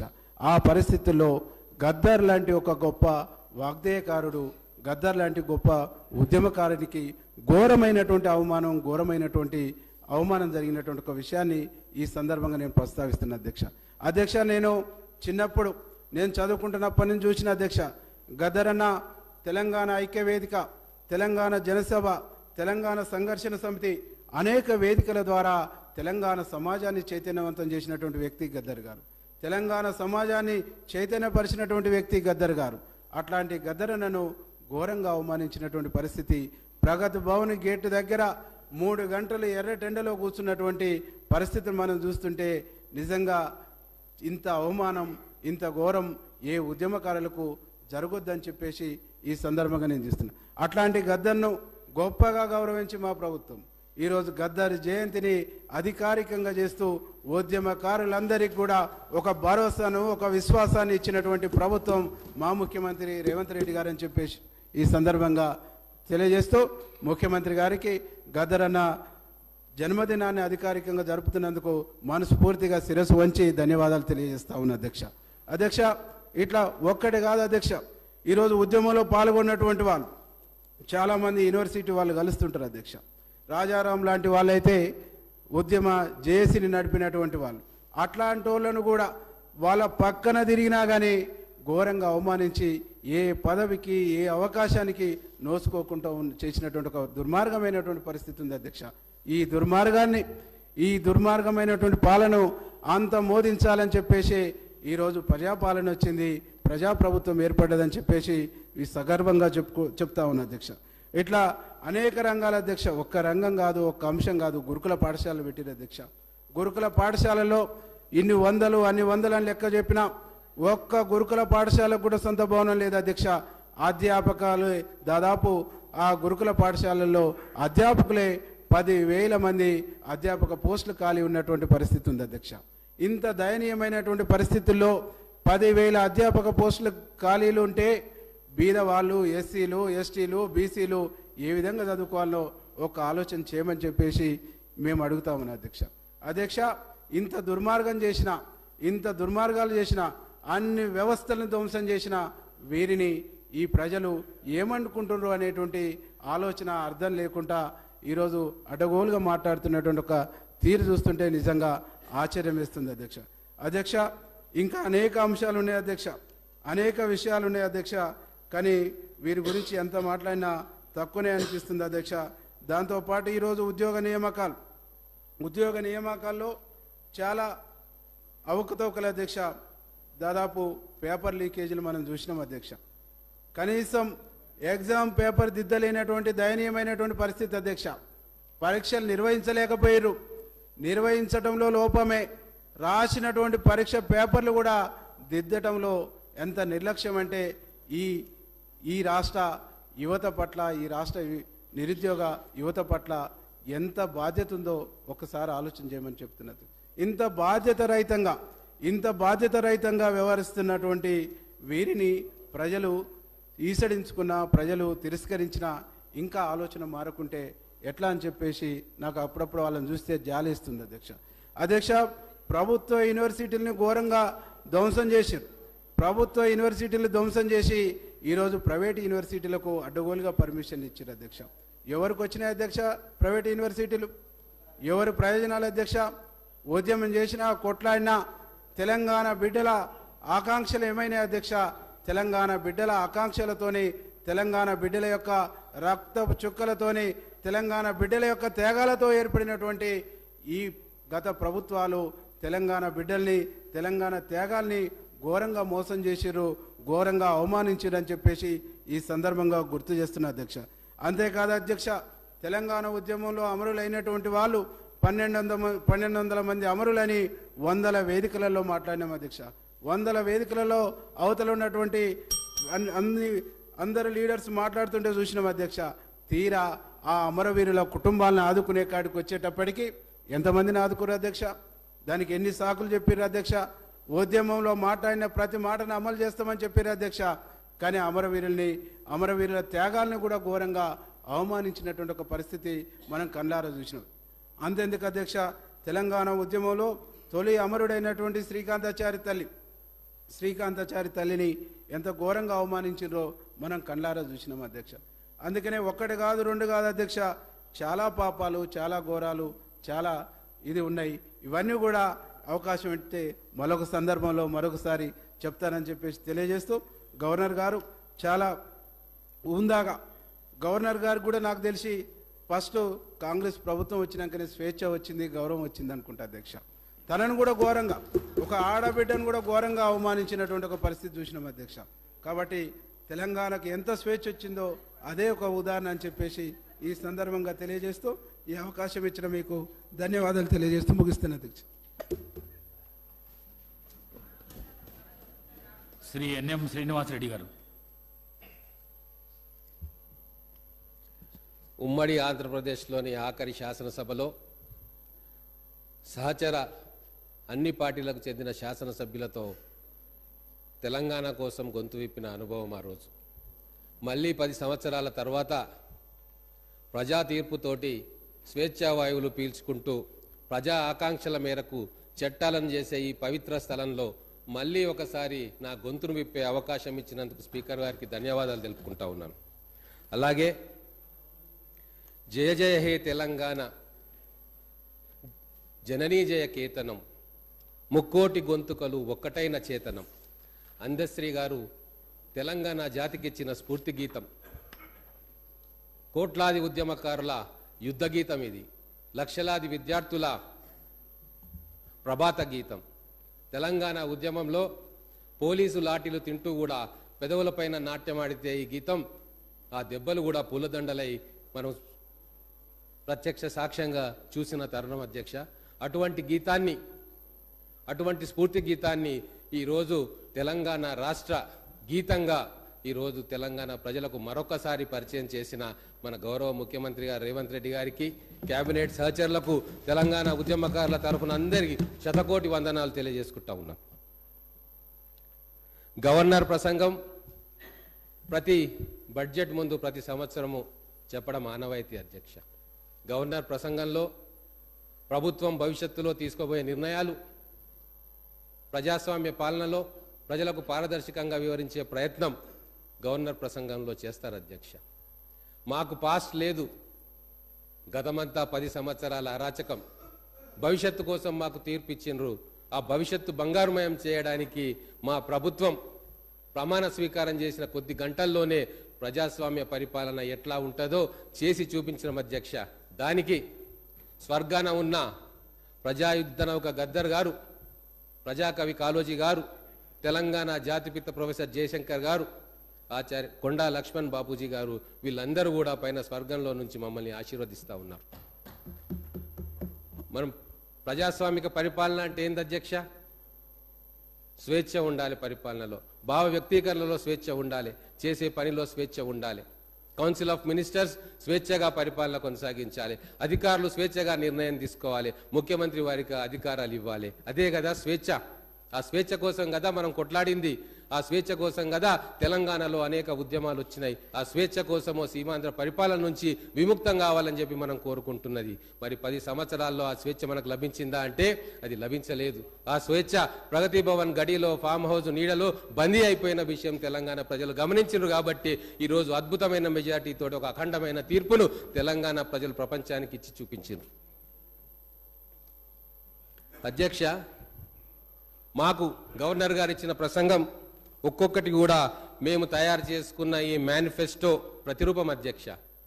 గౌరవ ముఖ్యమంత్రి గారి నేతృత్వంలో అనుభవజ్ఞులు, విద్యావంతులు, అపార రాజకీయ అనుభవం ఉన్న మా శ్రీధర్ బాబు గారి చైర్మన్గా మేము ఒక మేనిఫెస్టోను తయారు చేసుకున్నాం. ఆ మేనిఫెస్టో తెలంగాణలోని అన్ని వర్గాలు, అన్ని సమాజాలు కలిసి వచ్చి గాంధీ భవన్కి వచ్చి 10 సంవత్సరాల్లో మాకు ఈ కష్టాలు వచ్చినాయి, మా కష్టాలు తీర్చే ప్రభుత్వం కాంగ్రెస్ ప్రభుత్వమే, కాబట్టి ఇవన్నిటినీ కూడా మేనిఫెస్టోలో చేర్చమంటే అవన్నీ తీసుకొని కూర్పుగట్టి ఒక హారంగా మేనిఫెస్టోలో చేర్చుకున్నాం. ఆ మేనిఫెస్టోనే గవర్నర్ గారి ప్రసంగంలో తూచా తప్పకుండా ప్రభుత్వం అమలు చేస్తుందని చెప్పడం జరుగుతుంది అధ్యక్ష. ఏమున్నది అధ్యక్ష? ఈ సభలో లేరు వారి పేరు నేను ప్రస్తావించా, కానీ వారు చెప్పిన మాటలు నేను ప్రస్తావించదలుచుకున్నా. కాంగ్రెస్ పార్టీ మేనిఫెస్టో 420 420 అంశాలు ఉన్నాయని చెప్పి హేళనగా మాట్లాడింది అధ్యక్ష. నేను ఈ మేనిఫెస్టోని చూపుతా ఉన్నా, నేను కూడా లెక్కబెట్టిన అధ్యక్ష ఎన్ని అంశాలు ఉన్నాయి. బహుశా 220 అంశాలు ఉంటాయి, లేదు అంటే ఇంకొక 30-40 అంశాలు చాప్టర్లను కలుపుకుంటే 250 అంశాలు ఉంటాయి. మరి నాకు అర్థం కాని విషయం అధ్యక్ష, ఈ 420 సంఖ్య ఎందుకు వచ్చింది, ఎక్కడి నుంచి వచ్చింది, దానికి మూలమేంది అని చెప్పి ఒకసారి మనం ప్రశ్నించుకోవాలి. ఒకవేళ 2014లో వాళ్ళు ఇచ్చిన మేనిఫెస్టో అంశాలు, 2018లో బీఆర్ఎస్ వాళ్ళు ఇచ్చిన మేనిఫెస్టో అంశాలు అన్నీ కూడగడితే 420 అయ్యిందా ఒకసారి వాళ్ళని చూడమంటా ఉన్నా. లేదా మొత్తము ఇచ్చిన అంశాలు, ఇచ్చిన మేనిఫెస్టో, ప్రజలకు ఇచ్చిన వాగ్దానాలు ప్రతి పేజీలో అబద్ధం ఉంది. ఇది 2014లో టీఆర్ఎస్ పార్టీ ఇచ్చిన మేనిఫెస్టో. వాళ్ళకి పంపుతా, వాళ్ళ సీనియర్ నాయకులను పేజీ చూసుకోమని చెప్తా ఉన్నా. గుండె మీద చేసుకొని ఆత్మసాక్షిగా చెప్పమనండి. వాళ్ళు ఇచ్చిన మేనిఫెస్టో 9 సంవత్సరాల్లో వాళ్ళు ఎన్ని అమలు చేసిర్రు, ఎన్ని అమలు చేయలేదు, ప్రతి ఒక్క పేజీలో నేను టిక్కు పెట్టినా ప్రతి ఒక్క పేజీలో ఒక అబద్ధం దాగి ఉంది, ఒక వంచన దాగి ఉంది, ఒక మోసం దాగి ఉంది. అది తెలంగాణ ప్రజలు గుర్తించరు. కాబట్టి ఇక్కడున్న వాళ్ళు అక్కడికి పోయినరు, అక్కడున్న వాళ్ళం ఇక్కడికి వచ్చిన అధ్యక్ష. ఇది వాళ్ళు గుర్తించాలని చెప్పి నేను కోరుకుంటా ఉన్నా. 420 అంటే 4 + 2 6 ఎవరు లక్కీ నెంబర్ అధ్యక్ష? చేసిన మోసాలు మనసులో ఉన్నాయేమో, మదిలో ఉన్నవేమో, అందుకే ఆ 420 అనే పదం మాటిమాటికి ఆ నాయకుల నోటి నుంచి బయటకు వస్తా ఉంది. హుందాగా ఉండాల్సిన అవసరం వచ్చింది. ఒక జాతీయ పార్టీ మేనిఫెస్టో ఇచ్చింది, ప్రజల ఆకాంక్షల మేరకు ప్రజాస్వామ్య పద్ధతిలో పాలన చేస్తామంటే మేనిఫెస్టోలో అంశాలను ప్రస్తావించాలి తప్ప 420 అంశాలు చెప్పి ప్రజలకు చెప్తే నవ్వుకుంటున్నారు అధ్యక్ష. ప్రజలు ఓటమి నుంచి ఇంకా వీళ్ళకు బయటికి రాలేదు, వీళ్ళ మానసిక స్థితి ఏంది అని చెప్పి ప్రజలు ఈరోజు ప్రశ్నిస్తున్నారు అధ్యక్ష. అలాగే టీవీ ఇంటర్వ్యూలలో చూస్తూ ఉన్నాం, ఇవన్నీ చెప్పాల్సిన అవసరం ఉంది కాబట్టి చెప్తా ఉన్నాం. ప్రగతి భవన్లో ఎందుకుంటున్నారు కేసీఆర్ సెక్రటేరియట్కి ఎందుకు రావట్లేదు అంటే ఆ రోజు ఇచ్చిన సమాధానం ఏంది అధ్యక్ష? బీఆర్ఎస్ నాయకులు ఎక్కడుంటే ఏంది, అధికారులు పనిచేస్తున్నారా లేదా, మేము ఎక్కడుంటే ఏంది, ఫైళ్లు మా దగ్గరికే వస్తాయి, సంతకాలు పెడతామని చెప్పి ఆ రోజు చెప్పిండ్రు. కానీ ప్రజాస్వామ్య పరిపాలన ఎక్కడి నుంచి జరగాలి అధ్యక్ష? ఫామ్ హౌస్ నీడలో, ప్రగతి భవన్ నీడలో కాదు, సెక్రటేరియట్లో జరగాలి. ఈరోజు ముఖ్యమంత్రి గారు, గౌరవ ముఖ్యమంత్రి గారు, గౌరవ మంత్రివర్యులు సెక్రటేరియట్లో కూర్చొని పరిపాలన చేస్తూ ఉన్నారు. విజిటింగ్ అవర్స్ లో అసంఖ్యాక ప్రజానీకం సంబరంతో జాతరలాగా ఈరోజు సెక్రటేరియట్ కు వెళ్లి అధికారులకు దరఖాస్తులు ఇస్తా ఉన్నారు, మంత్రులను కలుస్తా ఉన్నారు, వీలైతే ముఖ్యమంత్రి గారిని కూడా కలుస్తున్నారు. ఇదే కదా ప్రజాస్వామ్యం అని నేను అడుగుతా ఉన్నా అధ్యక్ష. ఈ ప్రజాస్వామ్యం కోసమే ఓటర్లు మాకు అనుకూలంగా తీర్పిచ్చింది కదా అధ్యక్ష.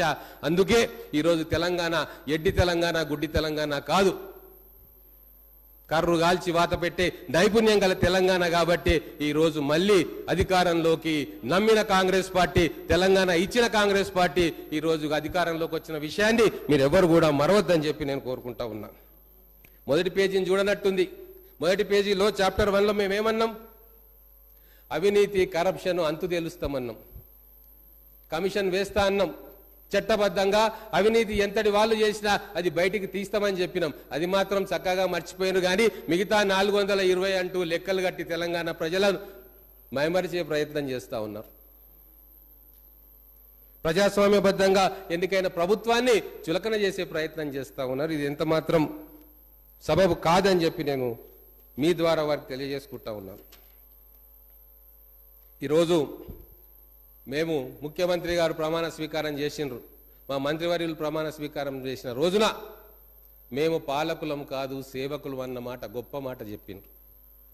పాలకులం కాదు సేవకులం అన్నప్పుడు మేము ప్రజలకు జవాబుదారీగా ఉంటాం. మేము ప్రజలకు జవాబుదారీగా ఉన్నాం కాబట్టి మా మేనిఫెస్టోలోని అంశాలు, మా భవిష్యత్తులో మేము ఏం చేయబోతా ఉన్నామో గవర్నర్ గారి నోట అక్షరం తప్పకుండా వాటిని పెట్టినాము. వారు చదివినారు, తెలంగాణ ప్రజలు విన్నారు. వాటి మీదనే ఈరోజు డిబేట్ జరుగుతూ ఉంది. ఇచ్చిన మాటకు కట్టుబడ్డది కాంగ్రెస్ పార్టీ. గతంలో తెలంగాణ కోసం మాట ఇచ్చింది. తెలంగాణ కోసం ఎన్ని కష్టాలైనా నష్టాలైనా, పార్టీ నష్టపోయినా, పక్క రాష్ట్రంలో ఉనికి కోల్పోతామని తెలిసినా ఇచ్చిన మాట కోసం కట్టుబడి తెలంగాణ ఇచ్చిన కాంగ్రెస్ పార్టీ ఈరోజు ఖచ్చితంగా మా ప్రభుత్వం ఇచ్చిన హామీలన్నింటినీ నెరవేరుస్తుంది. మీరు సంఖ్యలు లెక్క పెట్టుకోవాల్సిందే తప్ప 5 సంవత్సరాలు కాదు కదా, 10 సంవత్సరాల తర్వాత కూడా మీరు ఈ 420 పదంలోనే మునిగి తేలుతారు. కానీ మా ప్రభుత్వం మాత్రం ఇక్కడనే కూర్చుంటుందని చెప్పి సభాముఖంగా నేను తెలియజేస్తా ఉన్నా. మా హామీలు ఎటువంటి హామీలు అధ్యక్ష? పేద ప్రజలకు ఉపయోగపడే గ్యారెంటీలు. అదే గవర్నర్ గారు చెప్పినారు, ఆర్టీసీలో మహిళలకు ఉచిత ప్రయాణం ఎద్దేవా చేసినారు అధ్యక్ష. ఆటో డ్రైవర్లతోటి చట్టాపట్టాలు వేసుకొని ఆటోలో ఎక్కిండ్రు. చార్టర్ ఫ్లైట్ల విదేశాలకు వెళ్లే వాళ్ళు ఈ రోజు ఆటోలో తిరిగే దుస్థితి పట్టిందంటే అది మా ప్రభుత్వం ఘనత, ప్రజలిచ్చిన తీర్పు ఘనత. 15 కోట్ల అక్క చెల్లెండ్లు ఈ రోజు ఆర్టీసీ బస్సులో ప్రయాణం చేస్తే నిన్ననే ఆర్టీసీ ఎండీ గారు ఒక ప్రకటన ఇచ్చిండ్రు. 532 కోట్ల ప్రజాధనం ఆదా అయ్యింది. కేవలం 62 రోజుల్లో 532 కోట్ల ప్రజాధనం ఆదా అయ్యిందంటే నెలకు ఎంత అవుతుంది, సంవత్సరానికి ఎంత అవుతుంది, 5 సంవత్సరాలకు ఎంత అవుతుంది అని లెక్కలేసుకోండి. 14,000 కోట్ల ప్రజాధనం మా ఒక్క గ్యారెంటీ తోటే ఆదా అవుతా ఉంది. ఇది ప్రజలకు ఇచ్చిన మేలు కాదా, ప్రజలకు జరుగుతున్న మేలు కాదా అని చెప్పి నేను ఈరోజు మిమ్మల్ని అడుగుతా ఉన్నా. తర్వాత మేమేమన్నాం అధ్యక్ష? టీఎస్పీఎస్ ప్రక్షాళన చేస్తామన్నాం. చేయలేదా అధ్యక్ష? నిరుద్యోగులు ఎన్ని ఉద్యమాలు చేసిండ్రు. ఆ బోర్డును రద్దు చేయాలి, పేపర్లు అమ్ముకుంటున్నారు, లీకేజీ జరుగుతూ ఉన్నది, అధికార పార్టీ సభ్యులు పేపర్లను అమ్ముకుంటారు అని చెప్పి మేము అనట్లేదు అధ్యక్ష. కడుపు మండిన నిరుద్యోగులు రోడ్ల మీదకి వచ్చి ఉద్యమాలు చేసిండ్రు. ప్రవళిక అనే యువతి ఆత్మహత్య చేసుకుంటే లవ్ స్టోరీ, లవ్ యాంగిల్ అంటగట్టిన దుర్మార్గపు నీచమైన ప్రభుత్వం గత ప్రభుత్వం అని చెప్పి నేను ఈరోజు చెప్తా ఉన్నా. ఈరోజు మేము ప్రక్షాళన చేసి కొత్త చైర్మన్ పెట్టి, కొత్త అభ్యర్థుల, కొత్త మెంబర్స్ ను పెట్టి ఈ రోజు పారదర్శకంగా ఒక పరిపాలన చేయాలన్న సంకల్పం ఈ రోజు మా కాంగ్రెస్ ప్రభుత్వానికి ఉన్నది అధ్యక్ష. ఉద్యోగాలు ఇచ్చినామని చెప్పి వీళ్ళు ఎలక్షన్ల ముందు ఎన్నో మాటలు చెప్పిండ్రు. కానీ ఎన్ని ఉద్యోగాలు ఇచ్చినావో నీకు తెలుసు, మాకు తెలుసు. గుండె మండిన నిరుద్యోగులను అడిగితే తెలుస్తుంది ఎన్ని ఉద్యోగాలు వచ్చినాయో, ఎన్ని పేపర్ లీకేజీలు అయినాయో, ఎన్ని కుటుంబాలు రోడ్డున పడ్డాయో. అది వాళ్ళని అడిగితే తెలుస్తుంది అధ్యక్ష. ధరణి గురించి కూడా మాట్లాడుకోవాలి. ధరణి లక్షల మంది రైతాంగానికి కంటి మీద కునుకు లేకుండా చేసింది, పంచాయతీలు పెట్టింది, అన్నదమ్ముల మధ్య గొడవలు పెట్టింది, ఇరుగు పొరుగు మధ్య గొడవలు పెట్టింది, హత్యలకు కూడా దారితీసింది.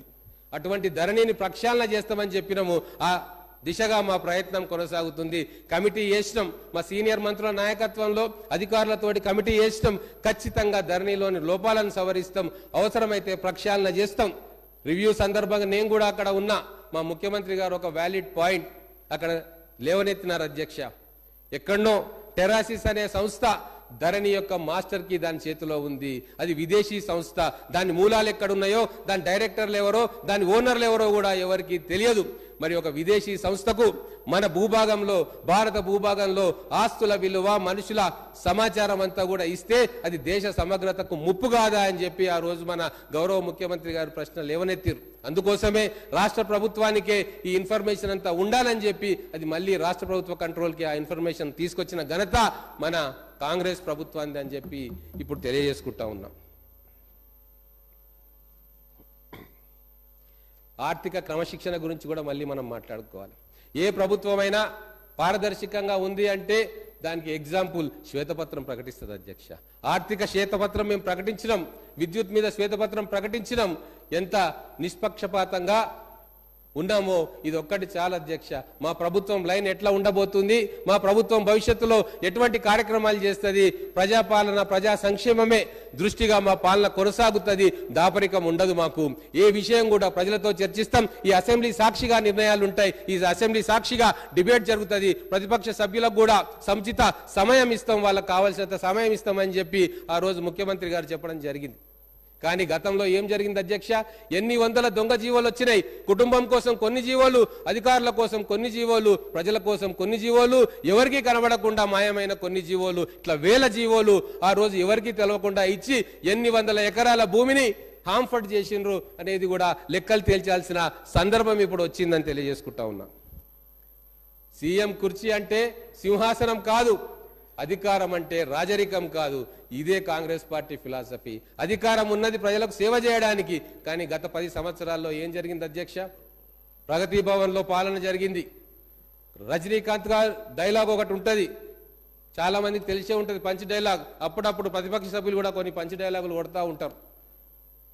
దేవుడు శాసిస్తాడు, అరుణాచలం పాటిస్తాడు. అక్కడ దేవుడు ప్రగతి భవన్లో శాసిస్తాడు, ఇక్కడ అధికారులు, మంత్రులు, ఎమ్మెల్యేలు, ఎంపీలు అందరూ కూడా పాటిస్తారు. అందుకే పరిపాలన ఇంత అగమ్య గోచరంగా తయారైంది. అందుకే ప్రజలు వాళ్ళని తిరస్కరించిండ్రు. అందుకే ఈ రోజు ఒక పారదర్శక పరిపాలన, ఆర్థిక క్రమశిక్షణతో కూడిన పరిపాలన రావాలని చెప్పి మా ప్రభుత్వం కృషి చేస్తూ ఉంది.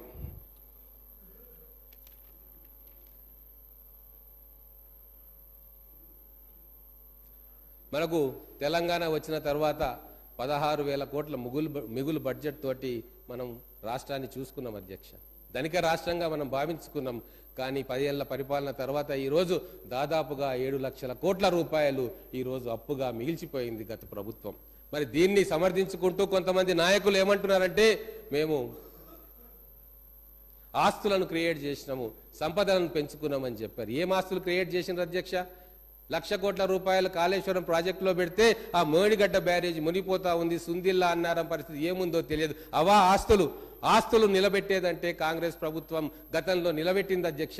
60 సంవత్సరాల క్రితం కట్టిన నాగార్జున సాగరము, 40 సంవత్సరాల క్రితం కట్టిన శ్రీశైలం ప్రాజెక్టు, 30 సంవత్సరాల క్రితం కట్టిన జూరాల ప్రాజెక్టు నిటారుగా నిలబడి కాంగ్రెస్ పార్టీ డెవలప్మెంట్ మోడల్ ఏంది అని చెప్పి ఈరోజు ప్రపంచానికి సగర్వంగా చాటుతుంది. అదే మా కాంగ్రెస్ మోడల్. మరి బీఆర్ఎస్ మోడల్ ఏంది అంటే కూలిపోతున్న మేడిగడ్డ, శిథిలమవుతున్న పాఠశాలలు, బాత్రూంలు, టాయిలెట్లు లేని వసతి గృహాలు, ఇది బీఆర్ఎస్ పార్టీ మోడల్ అని ప్రజలు నిర్ద్వందంగా తిరస్కరించారు అధ్యక్ష. ఇవన్నీ కూడా చాలా చిన్న విషయాలంట. గౌరవ మాజీ మంత్రులు కొంతమంది అంటారు కాళేశ్వరం ప్రాజెక్టు కుంగిపోవడము, కాళేశ్వరం ప్రాజెక్టులో నీళ్లు రాకపోవడము ఇవి చాలా చిన్న విషయాలంట. మరి పెద్ద విషయాలు ఏందో మాకైతే అర్థం కావు. తెలంగాణ సమాజానికి చాలా పెద్ద విషయం. లక్షల కోట్ల ప్రజాధనం గోదావరి నీళ్లలో ముంచేసిన అంతకంటే పెద్ద విషయం ఇంకోటి ఉండదు. మరి మా పాలమూరు ప్రాజెక్టులకు కూడా వస్తాం. ఇప్పుడు ఈ మేనిఫెస్టో చూస్తే టీఆర్ఎస్ పార్టీది అన్ని కూడా ఒక అబద్ధమే. ఒక మాట చెప్పాలంటే మా పాలమూరు వాసులకు తెలుసు, మా మహబూబ్ నగర్ జిల్లా వాసులకు తెలుసు అబద్ధం అంటే ఎంత అందంగా ఉంటుంది, అబద్ధం అంటే ఏంది అని. అబద్ధం అంటే దానికి ప్రతిరూపం కేసీఆర్ గారు అని చెప్పి మా పాలమూరు వాసులు అంటారు. ఖచ్చితంగా దానికి రుజువులు చూపిస్తా. నేను ఈరోజు 2009లో కేసీఆర్ గారు కరీంనగర్, మెదక్ నుంచి వచ్చి పాలమూరులో ఎంపీగా పోటీ చేసిండు. మా ప్రాంతం వాడు కాదు, మాకు అనుబంధం లేదు, అయినా కూడా పాలమూరు ప్రజలు నెత్తిన పెట్టుకొని ఆయనకు రాజకీయ భిక్ష పెట్టి ఎంపీగా గెలిపించిండ్రు. ఆ రోజు నేను ఆ జిల్లా అధ్యక్షుడిగా కేసీఆర్ వెంబడి 100 సభల్లో పాల్గొన్నా. ఆ రోజు మా పాలమూరు ప్రజలకు ఏం చెప్పిండు కేసీఆర్ అనేది ఇప్పటికీ మా పాలమూరు ప్రజలు గుర్తుకు చేసుకుంటారు. కృష్ణానదిలో కాళ్ళడ్డం పెట్టి నీళ్లు మలుపుతా పెండింగ్ ప్రాజెక్టులు 6 నెలల్లో క్లియర్ చేస్తా, పాలమూరును సస్యశ్యామలం చేస్తా అని చెప్పి 2009లో మాటలు చెప్పిన కేసీఆర్ గారు ముఖ్యమంత్రి అయిన తర్వాత కూడా పాలమూరుకు మొండి చేయి చూపించిన విషయం మా పాలమూరు ప్రజలు గుర్తుకు చేసుకుంటా ఉన్నారు. పెండింగ్ ప్రాజెక్టులు పూర్తి చేయలే. జూరాల నుంచి రావాల్సిన పాలమూరు రంగారెడ్డి లిఫ్ట్ ఇరిగేషన్ ను పైపులకో, కాసులకో, కమిషన్లకో కక్కుర్తిపడి శ్రీశైలం బ్యాక్ వాటర్ కు తీసుకుపోయి ఇప్పటికీ కూడా ఎన్విరాన్మెంట్ క్లియరెన్స్ కావాలని, ఫారెస్ట్ క్లియరెన్స్ కావాలని రకరకాల క్లియరెన్స్లతోటి ఆ ప్రాజెక్టును త్రిశంకు స్వర్గంలా మార్చిన ఘనత గత బీఆర్ఎస్ పాలకులది కాదా అని చెప్పి నేను అడుగుతా ఉన్నా. అందుకే ఈ రోజు గౌరవ ముఖ్యమంత్రి గారు ఎడారిగా మారిన పశ్చిమ మహబూబ్ నగర్ జిల్లాను సస్యశ్యామలం చేయడానికి ఆగమేఘాల మీద కోడంగల్ నారాయణపేట ఎత్తిపోతల పథకాన్ని మంజూరు చేసి శాంక్షన్ చేయించిండు. వారికి మా పాలమూరు జిల్లా ప్రజల తరఫున ధన్యవాదాలు తెలుపుకుంటా ఉన్నాను అధ్యక్ష. ఇప్పుడు ఇండస్ట్రీస్ విషయం వద్దాం. మా శ్రీధర్ బాబు గారు వారి నేతృత్వంలో, గౌరవ ముఖ్యమంత్రి గారి నేతృత్వంలో స్విట్జర్లాండ్ దావోస్కి వెళ్ళిండ్రు అధ్యక్ష. మొదటి రోజు ఏం న్యూస్ రాలే. సోషల్ మీడియాలో వాళ్ళ పేడ్ వారియర్స్ రాసేసిర్రు, అక్కడ ఏం జరుగుతలేదు. గతంలో పోయిన మంత్రి గారు చాలా అద్భుతంగా ఇంగ్లీష్ మాట్లాడతారు కాబట్టి అందరినీ మైమర్పించి ఎంఓయూలు చేసుకున్నారు. వీళ్ళకి ఏం చేత కాదు, విందులు వినోదాల్లో మునిగిపోతున్నారు అని చెప్పి ట్రోలింగ్ వచ్చింది అధ్యక్ష. కానీ తెల్లారి లేసి చూస్తే హెడ్డింగ్స్ ఏమున్నాయి అధ్యక్ష పేపర్లో? 40,000 కోట్ల ఎంఓయూలు సంతకాలు చేసింది మన తెలంగాణ ప్రభుత్వం, గౌరవ ముఖ్యమంత్రి గారి నేతృత్వంలో, గౌరవ ఐటీ ఇండస్ట్రీ శాఖ మంత్రి నేతృత్వంలో. మింగుడు పడలేదు అధ్యక్ష. 40,000 కోట్ల రూపాయల ఎంఓయూ పోయిన ప్రభుత్వం ఏర్పాటైన తొలినాళ్లలోనే, పోయిన ఫస్ట్ విజిట్లోనే ఎట్లా చేయగలుగుతారు? మేము 4 సార్లు 5 సార్లు స్పెషల్ ఫ్లైట్లు వేసుకున్నా, ఇంతింత తాటికాయంత అక్షరాలతోటి ఇంగ్లీష్ పేపర్లో దేశమంతా రాయించుకున్నా, మాకు 4 సార్లు పోయినా కూడా 19,000 కోట్ల ఎంఓయూ దాటలేదు. వీళ్లకు ఒకటేసారి ఫస్ట్ విజిట్లో 40,000 కోట్ల ఎంఓయూ ఎట్లొచ్చింది అని చెప్పి ముక్కున వేలేసుకున్నారు. అట్లా ముక్కున వేలేసుకొని కాముకుంటే బాగానే ఉండేది. కానీ ఏం చేసిండ్రు అధ్యక్ష? ఇంగ్లీష్ సరిగ్గా మాట్లాడలేదు, డ్రెస్ సరిగ్గా లేదు, అది సరిగ్గా లేదు అనుకుంటూ మళ్ళా ట్రోలింగ్ చేసారు అధ్యక్ష. నేను ఒక మాట చెప్తా ఉన్నా. అదే దావోస్లో తమిళనాడు ముఖ్యమంత్రి ఇంగ్లీషులో నిష్ణాతుడు అయినా కూడా మాతృభాష తమిళంలోనే అక్కడ అంతర్జాతీయ సంస్థల ప్రతినిధులతోటి వాళ్ళు స్పీచ్ ఇచ్చింది. పుతిన్ రష్యా దేశ అధిపతి ఎక్కడ పోయినా రష్యాలోనే మాట్లాడతాడు. చైనా దేశ అధ్యక్షుడు ఎక్కడ పోయినా చైనీస్ భాషలో మాట్లాడతాడు. జపాన్ దేశ అధ్యక్షుడు ఎక్కడ పోయినా జపాన్ భాషలో మాట్లాడతాడు. కొరియా దేశ అధ్యక్షుడు కూడా కొరియా దేశ భాషలో మాట్లాడతాడు. అంటే మాతృభాషలోనే మాట్లాడతారు. అంటే ఇంగ్లీష్ రాకుంటే వాళ్ళు పరిపాలన దక్షులు కాదా? ఇంగ్లీష్ వస్తేనే వాళ్ళకి అడ్మినిస్ట్రేషన్ వస్తుందా? ఇంగ్లీష్ నేర్చుకొని వెలగబెట్టి ఎంత బ్రహ్మాండమైన అడ్మినిస్ట్రేషన్ చేసిరో ఈ 10 సంవత్సరాల్లో మనం చూసినాం కదా అధ్యక్ష. మా రేవంత్ రెడ్డి గారు గ్రామీణ తెలంగాణలో చదువుకున్నాడు, డిగ్రీ ఇంటర్మీడియట్ అక్కడనే వనపర్తిలో చదువుకున్నాడు, మాతృభాషలో చదువుకున్నాడు. కానీ గొప్ప పరిపాలనా దక్షుడు. అందుకే పోయిన మొదటి విజిట్లోనే 40,000 కోట్ల రూపాయల ఎంఓయూ తోటి మా శ్రీధర్ బాబు గారు వారు వచ్చి తెలంగాణకే ఈరోజు గర్వకారణమైనరు. ఇది చెప్పడానికి కాంగ్రెస్ పార్టీలో ఎమ్మెల్యేగా నేను సంతోషపడతా ఉన్నా. ఎంఎస్ఎంఈలు మూతబడ్డాయి, ఒక పాలసీ లేదు. కేవలం అసోసియేషన్ మీటింగ్లకు పోయి ఇంగ్లీష్ మాట్లాడడం తప్ప వాళ్ళ సమస్యలు ఏంది, ఎందుకు లాకౌట్ అవుతుంది, ప్రభుత్వం నుంచి వాళ్ళకి ఏం సహకారం కావాలి, ఇవన్నీ కూడా ఏ రోజు చర్చకు రాలేదు. అందుకే మా ప్రభుత్వం కఠినమైన నిర్ణయాలు తీసుకుంటుంది, వాళ్ళకు చేయూతనిస్తుంది, వాళ్లకు ఉపశమనం కలిగించే పాలసీ డెసిషన్లు కూడా మా రాబోయే రోజుల్లో మా మంత్రి గారు, ముఖ్యమంత్రి గారి ఆధ్వర్యంలో ఖచ్చితంగా జరుగుతాయి. మరొక స్వర్ణయుగం మ్యానుఫ్యాక్చరింగ్ ఇండస్ట్రీ, ఐటీ సెక్టర్లో తెలంగాణలో రాబోతా ఉంది. మేము అది చేసినాం ఇది చేసినాం అని ట్విట్టర్లో, ఫేస్బుక్లో, ఇన్స్టాగ్రామ్లో పెట్టారు. ఏం చేసిండ్రు అధ్యక్ష 10 సంవత్సరాల్లో? ఔటర్ రింగ్ రోడ్లు కట్టినరా, ఎయిర్పోర్ట్ కట్టినరా, హైటెక్ సిటీని నిర్మాణం చేసిండ్రా, మెట్రో రైలు తెచ్చిండ్రా? ఏమి తెచ్చిండ్రు? కొత్త ఐటీ పార్క్ తెచ్చిండ్రా, ఎస్సీజెడ్లను తెచ్చిండ్రా? ఇవన్నీ కూడా గత ప్రభుత్వాలు తెచ్చినవే కదా. తెచ్చుకున్నారు, సెల్ఫీలు తీసుకున్నారు, ఫేస్బుక్లో పెట్టుకున్నారు, దానికి ఫాలోయింగ్ లైకులు తెచ్చి ఖుషి అయిపోయారు. అది తప్ప ఏమీ జరగలేదు తెలంగాణలో 10 సంవత్సరాలు. ఇప్పుడు నిజంగా స్వర్ణయుగం రాబోతా ఉంది తెలంగాణకు. ఇన్వెస్ట్మెంట్ల పరంగా,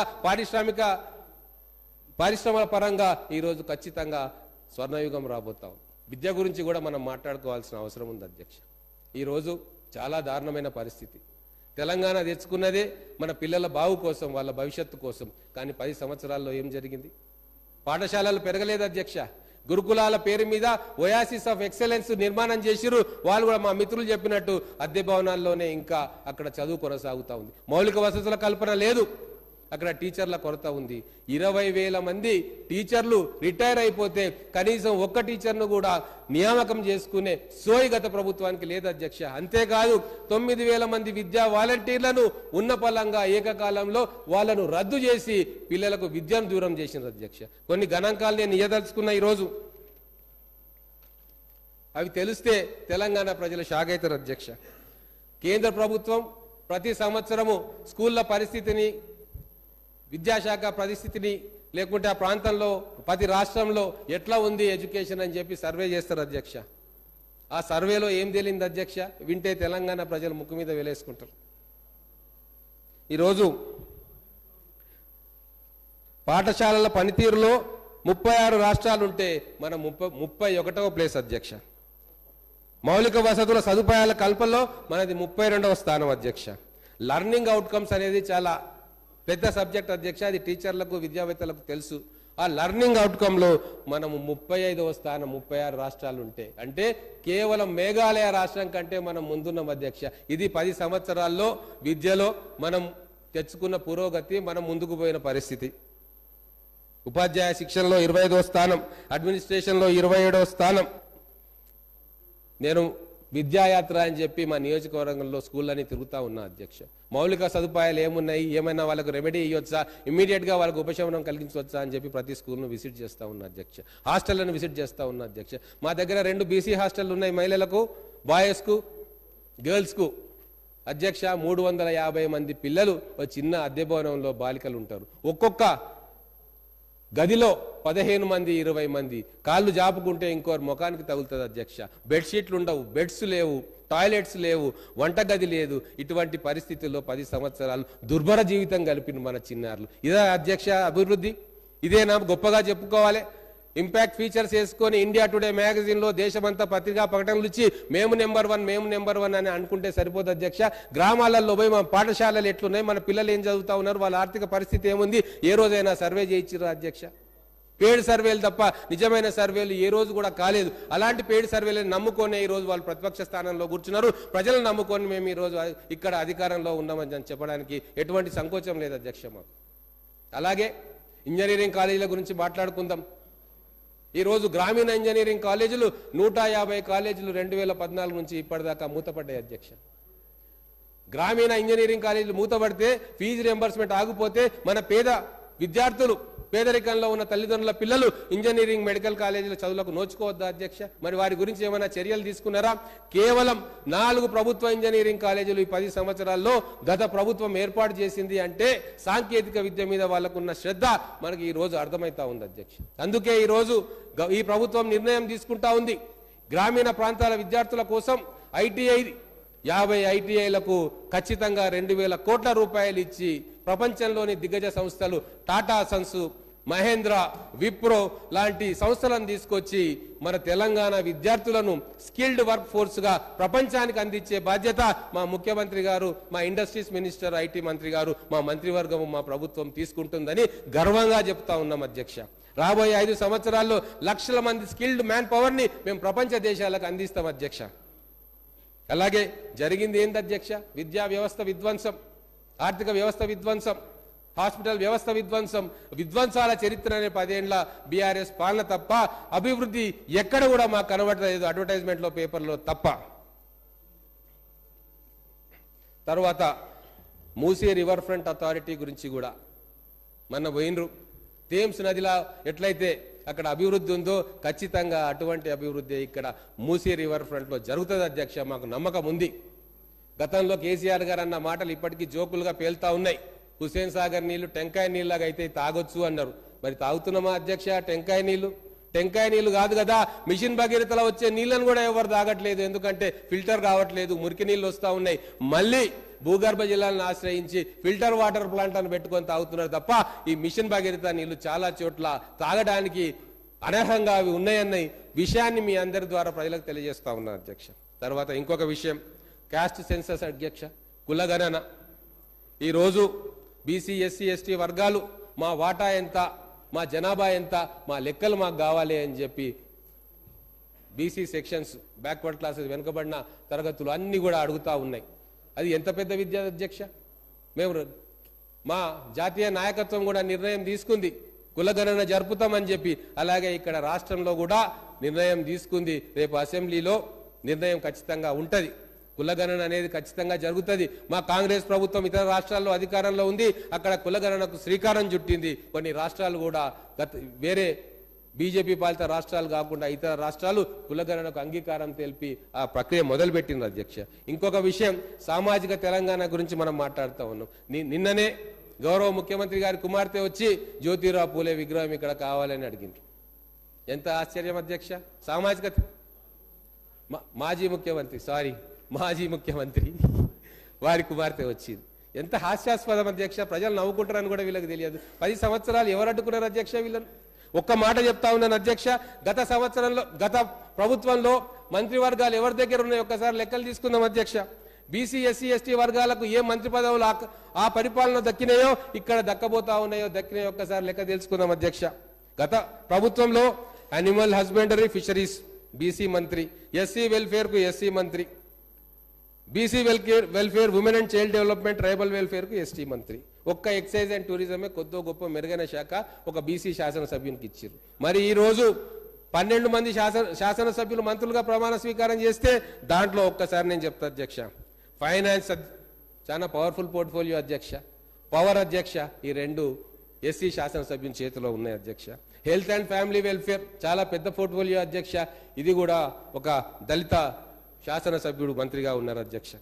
ట్రాన్స్పోర్ట్ అధ్యక్ష ఒక బీసీ మంత్రి ఉన్నారు అధ్యక్ష. దానికి పంచాయతీరాజ్ అధ్యక్ష, రూరల్ డెవలప్మెంట్ అత్యధిక నిధులు ఈ డిపార్ట్మెంట్ నుంచే ఖర్చు చేస్తాం అధ్యక్ష. అది ఒక గిరిజన బిడ్డ చేతిలో ఉంది అధ్యక్ష. ఇంతకంటే సాక్ష్యం ఏం కావాలి అధ్యక్ష? సామాజిక తెలంగాణ కోసం, తెలంగాణ బ్రతుకు కోసం, తెలంగాణ భవిష్యత్తు కోసం కాంగ్రెస్ పార్టీ తప్ప ఇంకో పార్టీ పనిచేయడానికి ఇంతకంటే గొప్ప సాక్ష్యం ఏం కావాలి అధ్యక్ష? అయినా మా మిత్రులు మాట వినరు. నేను చెప్పేవన్నీ కూడా వాళ్ళకు ఎక్కదు, ఎందుకంటే వాళ్ళు అధికారం మత్తులో ఉన్నారు కాబట్టి. వాళ్ళ కోసం ఈ మధ్య నేను కూడా వేమన పద్యం సుమతి శతకం చదువుతున్నా అధ్యక్ష. ఎందుకంటే గా మధ్యనే అవతల కూర్చున్న ఒక నాయకుడు ఒక వేమన పద్యం చెప్పిండు. ఎంత బ్యాడ్ టేస్ట్ లో ముఖ్యమంత్రి గారిని ఉద్దేశించి అన్నాడు. నేను కూడా ఒక మాట చెప్పి ముగిస్తా అధ్యక్ష. తివిరి ఇసుమున తైలంబు తీయవచ్చు, తవిలి ముగతృష్టలో నీరు త్రాగవచ్చు, తిరిగి కుందేటి కొమ్ము సాధించవచ్చు, చేరి మూర్ఖుల మనసు రంజింపరాదు. దీనితో నేను ముగిస్తున్నా అధ్యక్ష.